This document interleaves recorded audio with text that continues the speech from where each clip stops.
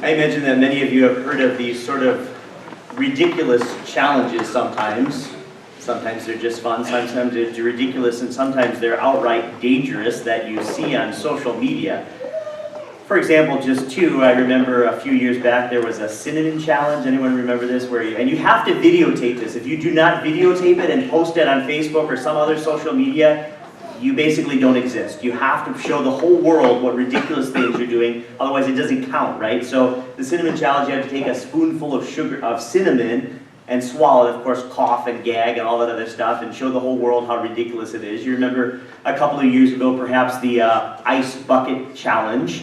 Many people participated in that. Then you had to tag your friends, and they also participated. Well, this week, Father Roque and I were looking on the internet, and we saw this 30-day push-up challenge. Now, I want to make it clear, I'm not participating in this, so that's definitely not an option here. But the theory here, the challenge is that every day you do 100 push-ups for 30 days.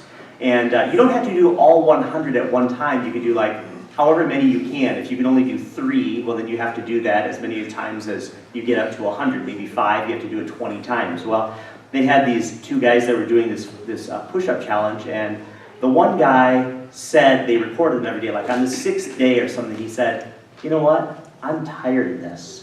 My body hurts, you know, it's not fun, it's become boring. When I first started it, it was exciting and fun and novel, and my friends and I were joking about it, but now that we've reached the 6th day, I don't want to do a push-up ever again for the rest of my life. And I thought it was sort of interesting because he got disenchanted so quickly. He didn't see results immediately, and so that was it. He was done with it. You know, I've been doing this for 6 days, now it's boring, and I don't want to do it anymore. I think it's interesting because that same thing really can happen to us in our spiritual lives, that we want to see immediate results. We begin something in our spiritual lives, and then if it doesn't bear fruit within the first week, well, this is not working. God's not listening to me. Or I've been struggling, you know, I went to confession last week, and I'm still committing and being tempted in the same area. Obviously, this is not working. We give up quickly because we don't see immediate results.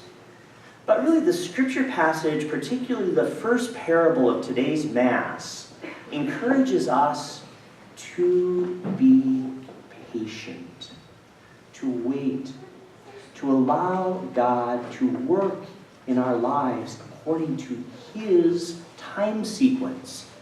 This beautiful parable, the man goes out and sows the seed. And then the scripture says to us, as Jesus is explaining the parable, he goes to bed each night and wakes up in the morning, and goes to bed and wakes up in the night, and he waits. And little by little, a blade appears, and then the ear, and then the ear, and the full grain appears on the plant, and it's ready for harvest. We get this definite sense that this is a process, that it takes time, that there is waiting involved before the farmer is able to arrive at that moment of the great harvest. I mean, think about it. For example, when the farmer throws that seed into the ground, the first several days he sees nothing because the seed is under the ground. Although the seed is beginning to germinate and starting to put a root down, and the blade is starting to move up through the ground in order to show its little head, the farmer sees nothing. He simply has to wait for the harvest patiently. And the same is true for us in our spiritual lives. You may say, you know, I've struggled against this particular weakness, you know, this particular sin for 40 years. When am I going to conquer finally this sin that I've been struggling against? My advice to you, be patient. The Lord has His time. Persevere. You may say, I've been praying this same prayer for 20 or 30 or 50 years for the conversion of my sister or my family member, whatever. My advice to you, be patient. Wait on the timing of the Lord. He has this all figured out. God is the one who does the work. In the scripture today, it's very beautiful because we are reminded of the patience of God, the patience that we are required to have in God. At the end of this video, it showed a before and after pic of these two guys, like how their muscle structure changed. And it was interesting because it really showed their faces, and they saw their before picture and they after, like, oh my gosh, I had no idea that much change took place in those 30 days. They had no idea until they actually saw the picture at the end of 30 days that it really made a difference. They themselves could not tell because they were too close to it to actually see the difference.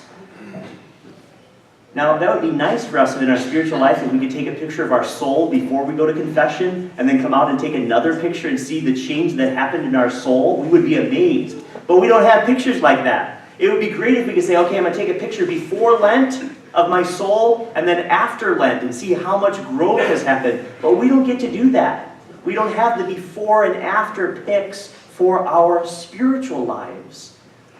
That's because we walk by faith and not by sight, as the second reading told us.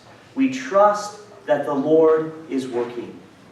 We place our hope and our confidence in Him, and we patiently await for the seed that God has planted in our hearts to poke through the soil and to bear an abundant harvest.